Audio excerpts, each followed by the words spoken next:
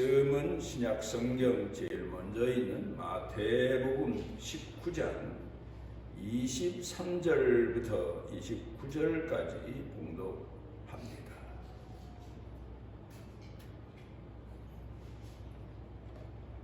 예수께서 제자들에게 이르시되 내가 진실로 너희에게 이르노니 부자는 천국에 들어가기가 어려우니라.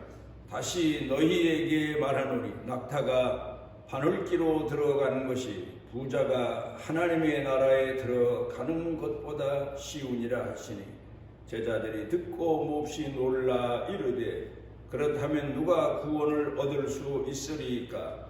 예수께서 그들을 보시며 이르시되 사람으로는 할 수 없으나 하나님으로서는 다 하실 수 있느니라. 이에 베드로가 대답하여 이르되 보소서 우리가 모든 것을 버리고 주를 따라사오되 그런즉 우리가 무엇을 얻으리이까? 예수께서 이르시되 내가 진실로 너희에게 이르노니 세상이 새롭게 되어 인자가 자기 영광의 보좌에 앉을 때 나를 따르는 너희도 12 보좌에 앉아 이스라엘 12지파를 심판하리라. 또 내 이름을 위하여 집이나 형제나 자매나 부모나 자식이나 전토를 벌인 자마다 여러 배를 받고 또 영생을 상속하리라. 신학을 공부할 때에 자연계시란 말을 듣습니다. 그러니까 하나님께서 특별 계시는 선지자를 통해서 하나님의 말씀을 그 시대와 사람들에게 전하게 하시는 그런 하나님의 계시가 있는가 하면 하나님이 세상을 창조하실 때에 그 피조물 가운데에서 동물이나 식물이나 자연세계, 바다나 땅이나 그런 그 세계 창조하신 세계 속에 하나님의 선하신 뜻을 사람들이 앞으로 살면서 하나님이 거울 삼으라고 정해 놓으셨고 그 창조 속에 하나님께서 교훈을 담아 놓으셨다. 그래서 자연을 보면 우리가 배우는 게 많다. 이제 그런 이야기를 합니다. 정말 우리가 살아가면서 자연을 우리 신앙인의 눈을 가지고 볼 때에 교훈 삼을 게 너무도 많습니다. 예수님께서도 이 땅에 계시면서 많은 사람들에게 하나님 말씀을 전하실 때에 농사하는 과정, 또 고기 잡는 과정, 장사하는 과정, 이런 과정을 통해서 하나님께서 그 택하신 백성들에게 원하시는 뜻이 무엇인가를 말씀을 가르쳐 교훈하신 내용이 참 많습니다.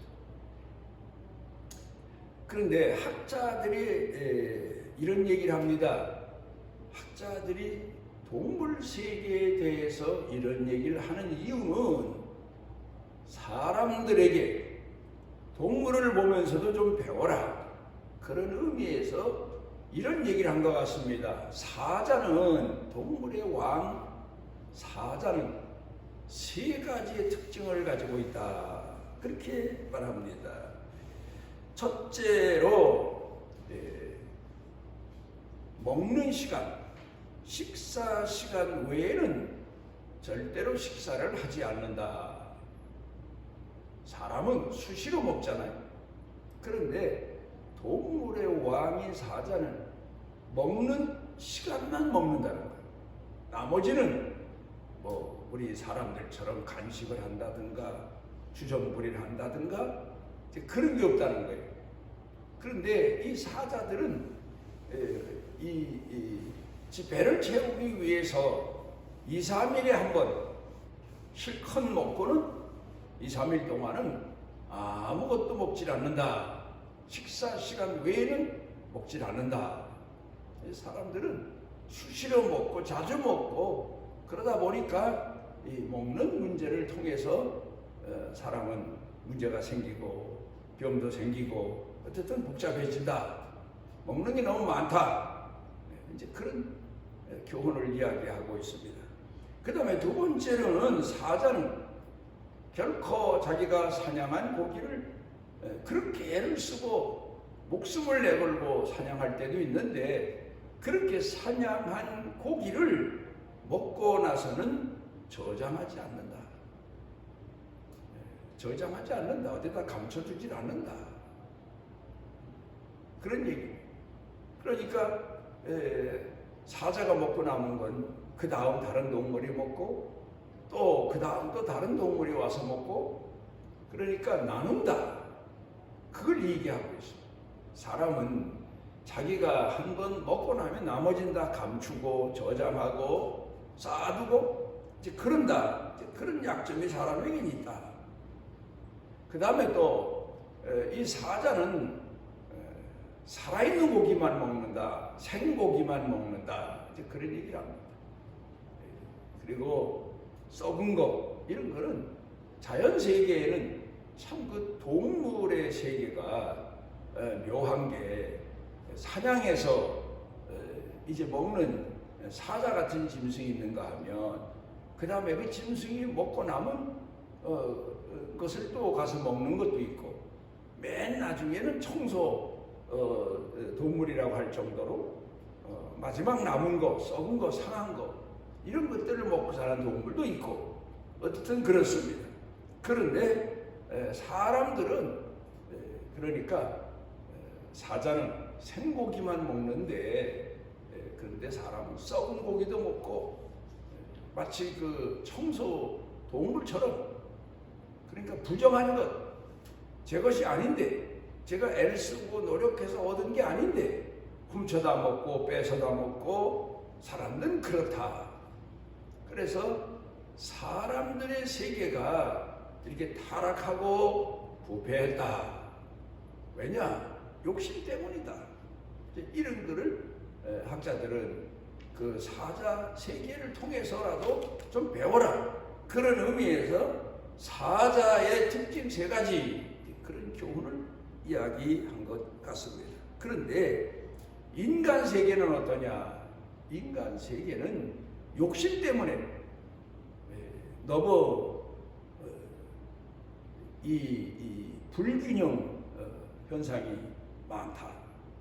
어떤 사람은 배불러서 너무 먹어서 병도 생기고 그것 때문에 죽고 또 어떤 사람은 너무 못 먹어서 그래서 굶어 죽고 병들어 죽고 그런 세상이 사람들 사는 세상이다. 그렇게 말합니다.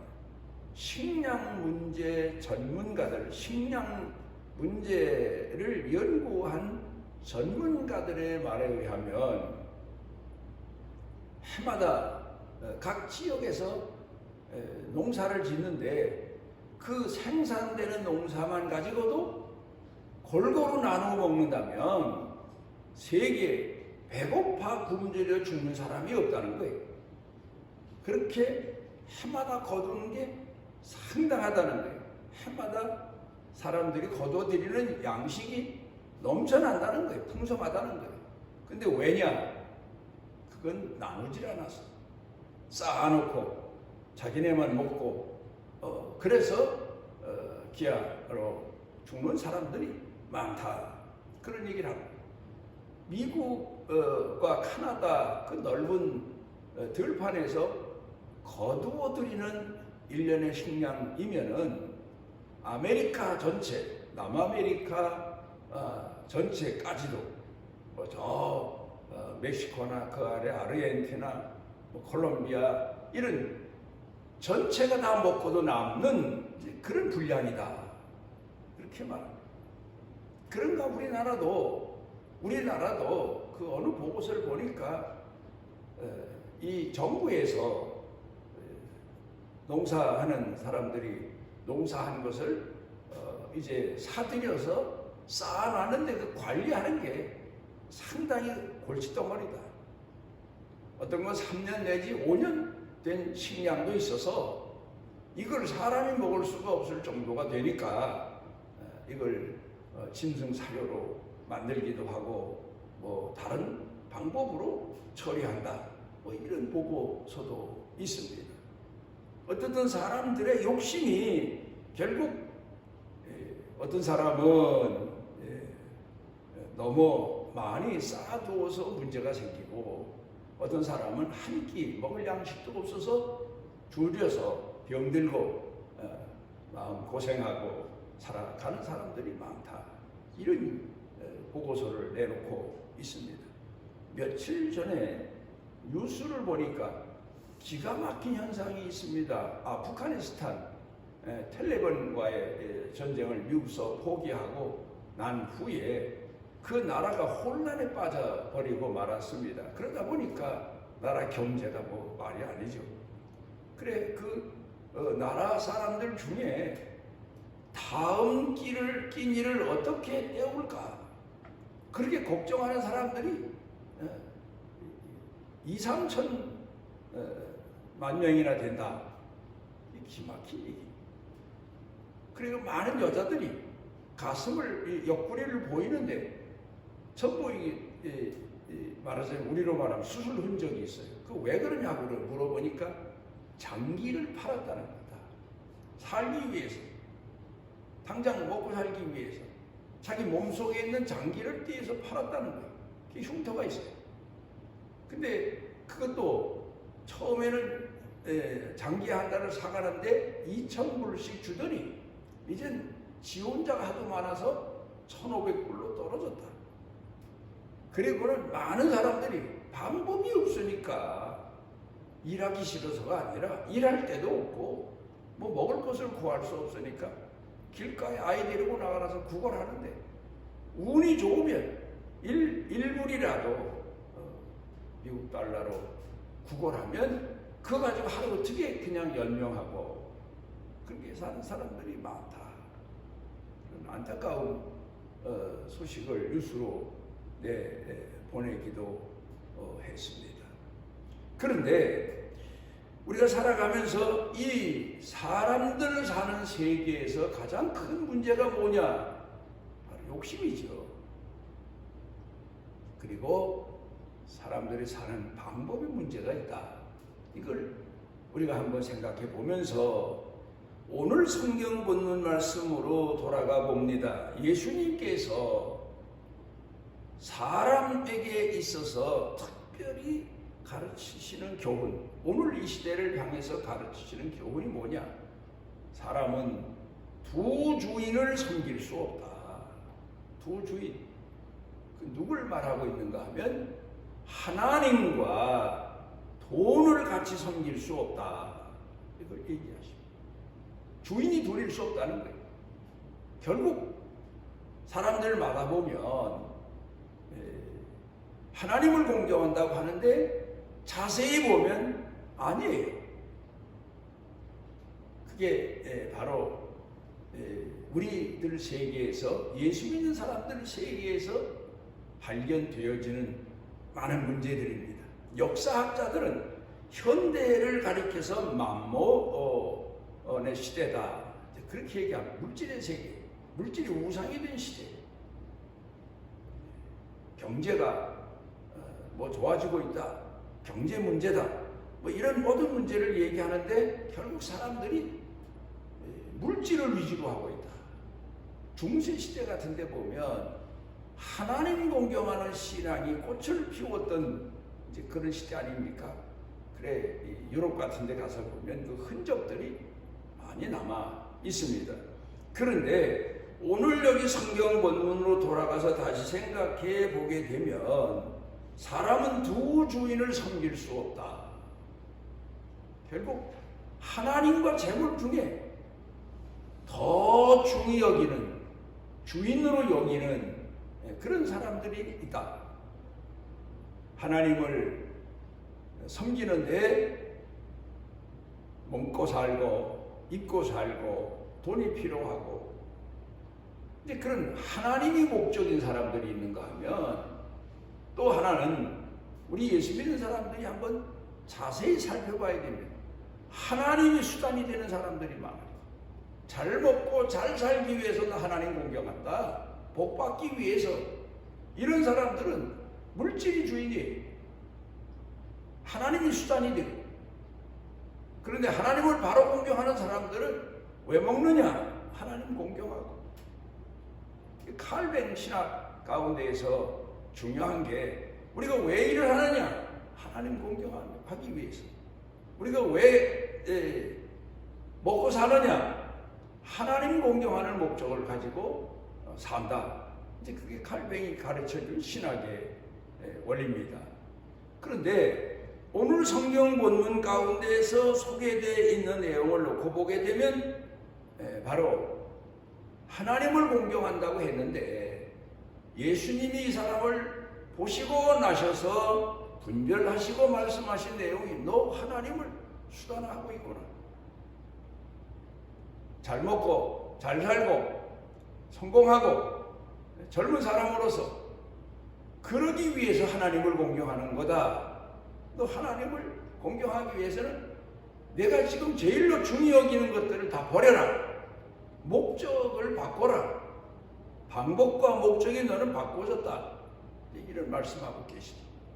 그사이 대통령 후보 나온 사람 중에 후보들 가만히 그 동태를 뉴스를 통해서 보게 되면 국민 앞에 자주 이런 문제로 사고하고 저런 문제로 사고하고 그런 사람들을 봅니다. 그 사람이 어떤 사람이냐? 다 그 사람들 정치인들이 지금까지 나라를 위해서 국민을 위해서 뭐 일을 한다. 앞으로도 나라 전체를 위해서 일을 한다. 나한테 맡겨달라. 뭐 그런 의미에서 후보로 나왔는데 이 사람들 가만히 보면은 목적이 자기 성공을 위해서 높아지기 위해서요. 자기 권력을 갖기 위해서요. 그리고 방법을 쓰는데 방법을 왜 자꾸 국민 앞에 사고하나? 지금까지 자기네가 목적을 얻기 위해서 방법을 비효율적인 방법, 비도덕적인 방법 이런 방법으로 살아왔는 것이 드러나니까 그걸 사과하는 거예요. 감춥니다. 감추고 감추다가 들통이 나면 사과하고 변명하고 또 다른 사람에게 덮어 씌우고 또 자기를 비난하는 사람들을 공격하고 이런 걸 가만히 보면서 나라 걱정을 안 할 수가 없죠. 정말 국가가 나라가 주인이 돼서 나는 섬기겠습니다. 그런 자세가 아니라 어떻게 하든지 권력을 장악해서 내 출세를 이룬다.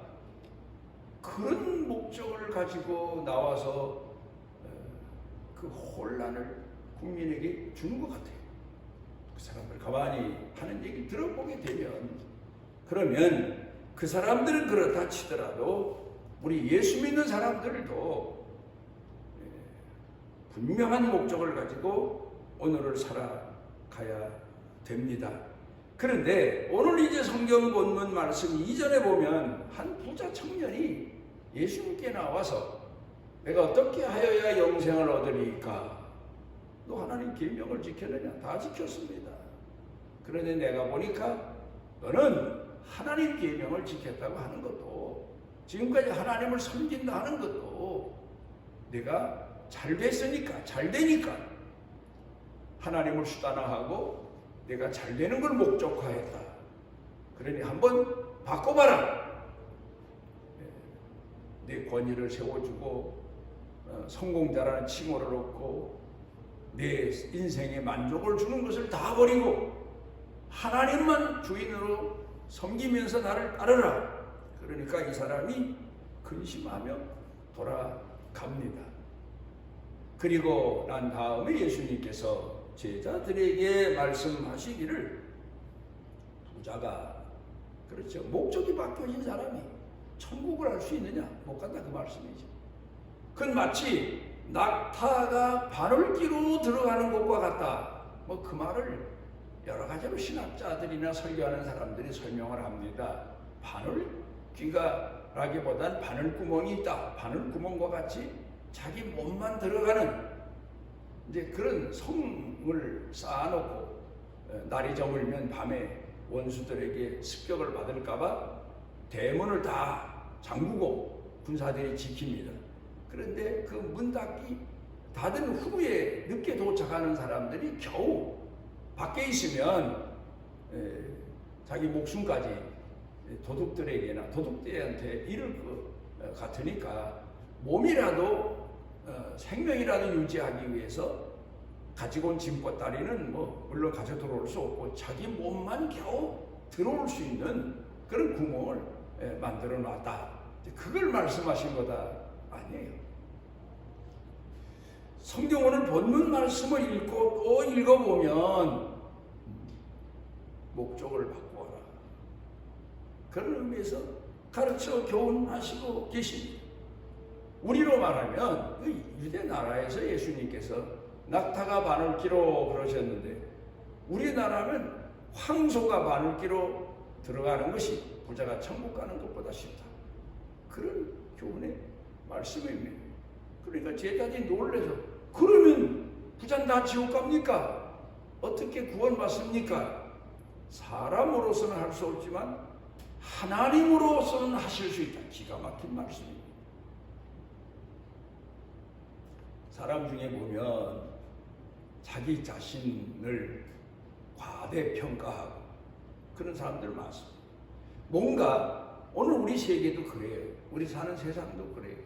자기가 성공하잖아요. 뭐가 형통하잖아요. 좀 뭔가 갖잖아요. 가지고 살잖아요. 자기를 의로운 사람으로 착각을 하는 거예요. 뭔가 잃어버리고 뭔가 자기 삶이 고달파지고 힘겨워지면 자녀들이 뭐 잘못되거나 하면 다 내 죄다. 죄의 문제로 생각을 하는데 우리 예수 믿는 사람들은 그래요. 그 인간들이 가지고 있는 기본 자세 같아요. 뭔가 좀 잘 되면 자기 자신이 선한 사람이라 하나님이 복 주시는 줄로 자기 자신이 능력자이기 때문에 자기는 무엇이든지 하면 되는 사람으로 착각하는 교만하기 짝이 없는 그런 사람들이 수도 없이 많습니다. 무엇보다도 의인으로 착각을 해요.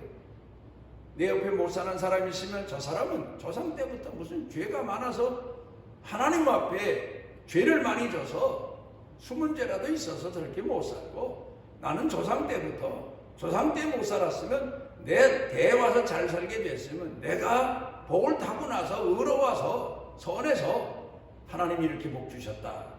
착각하는 사람들 참 많습니다. 이걸 바꿔야 해요. 하나님은 하실 수 있다.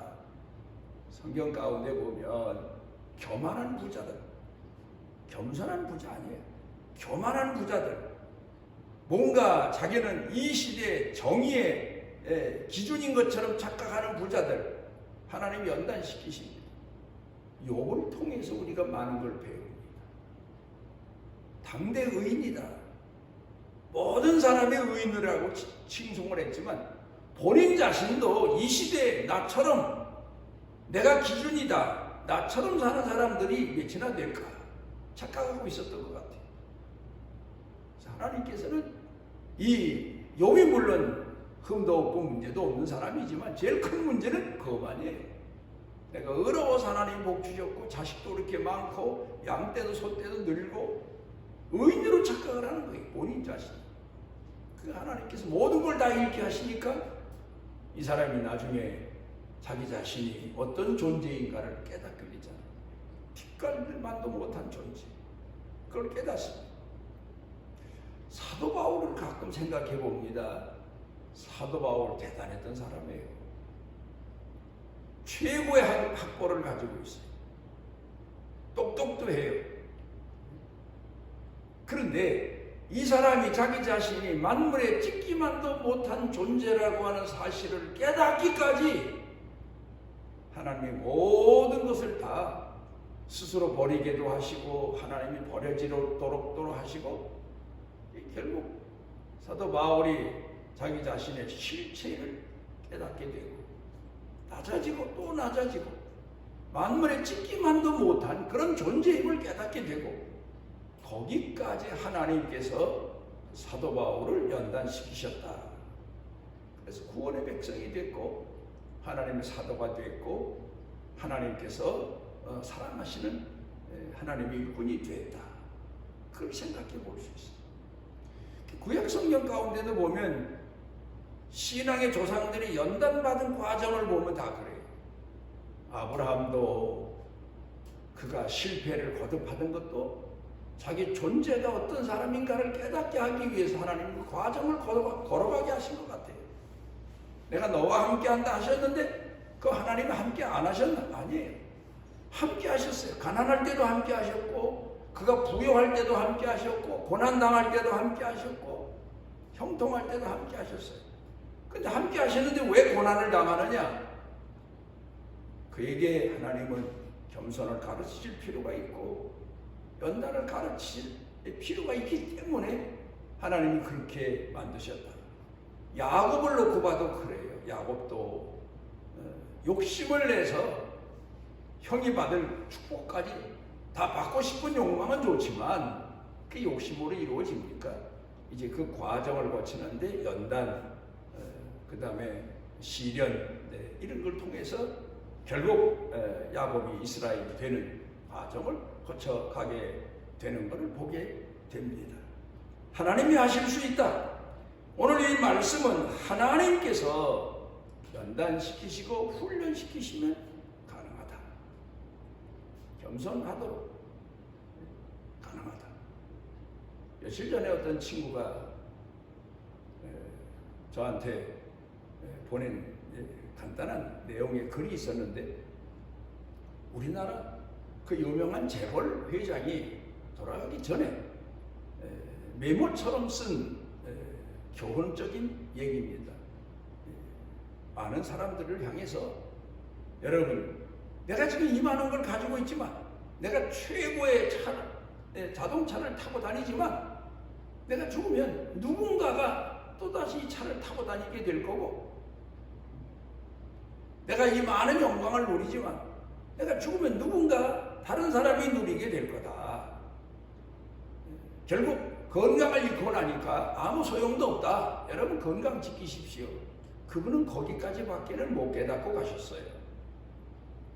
사람이 건강을 몇 천년 누릴 수 있습니까? 몇 백년 누릴 수 있습니까? 건강을 유지한다고 하지만 그 몇 년이나 건강을 유지할 수 있겠습니까? 그분은 안타깝게도 구원에 대해서 영원한 삶에 대해서 영원한 생명에 대해서 깊이 깨닫거나 복음을 들은 내용이 그 글에 나오질 않아요. 참 안타까운 일이죠. 근데 오늘 여기 성경 본문의 말씀을 통해 보면 예수님께서 가르치시는 교훈이 뭡니까? 약대가 바늘귀로 들어가도록 하나님이 하실 수 있다고 하신 것처럼 우리 믿는 사람들을 훈련시키시고 연단시키시는 거예요. 바늘구멍이죠. 어렸을 때 할머니가 눈이 좀 이제 연세가 많으셔서 흐려지시니까 바늘귀를 꿰일 때는 저를 자주 부르셨어요. 제가 가서 이제 바늘귀를 꿰어서 드렸는데 바늘귀를 끼워본 기억을 가끔 해봅니다. 그 실이 바늘구멍에 들어갈 수 있도록 가늘어요. 그런데도 그냥 놓으면 안 돼요. 침을 바르고 더 가늘게, 더 작게 끝을 더 작게 비벼서라도 만들어야 돼요. 그래 들어가요. 만약에 바늘귀로 들어갈 수 있는 실이라도 매듭이 맺혀 있으면 안 돼요. 통과 못해요. 그걸 생각하면서 아하 그렇구나. 우리 예수 믿는 사람들이 겸손만 가지고 되는 게 아니다. 나만 낮추어가지고 되는 게 아니다. 또 하나 문제가 있다. 그건 회개입니다. 그리고 화해입니다. 사랑입니다. 그래서 예수님께서 7번씩 70번이라도 용서해라. 매듭지면 안 된다. 사랑과의 관계에 있어서도 원한 관계를 맺으면 안 된다. 다 풀어야 된다. 용서해야 된다. 배려해야 된다. 겸손하면서도 그렇게 가르쳐 주신 겁니다. 겸손한 건 좋은데 속에 매듭을 품고 사는 사람들이 있더라고요. 많더라고요. 누구는 안 돼. 이러면 안 돼. 그 사람에 대해서는 증오심을 늘 가지고 있는 사람들이 있어요. 이것도 회개하고 이것도 풀어야 된다. 천국 가는 사람은 그런 오늘 말씀하고 있습니다. 낮아지는 것 내 힘으로 안 돼요. 내가 나를 낮춰보지만 얼마나 낮춥니까? 안 돼요. 그것도 한계가 있어요. 하나님께서 방법을 통해서 우리를 낙타 같은 우리를 바늘기로 들어갈 수 있도록 겸손하고 또 겸손하고 겸손하도록 연단을 시키시고 훈련시키시고 가르치시고 그 다음에 또 그 바늘기로 통과하는데 우리 가슴 속에 세상에 대한 원망, 불평, 증오, 미움 이런 것도 다 우리로 하여금 회개하고 그리고 하나님을 공경하도록 예수님이 산상 교훈 가운데서 그 모인 사람들에게 강조해서 말씀해 주셨습니다. 바늘기로 들어가는 신앙. 오늘 우리 자신을 돌아보며 더 낮아지고 더 겸손해지고 또 겸손해지고 또 용서하고 이해하고 포용하는 그런 신앙의 사람들로 살아서 좁고 좁은 천국문을 통과하는 우리 성도들 모두 되시기를 바랍니다.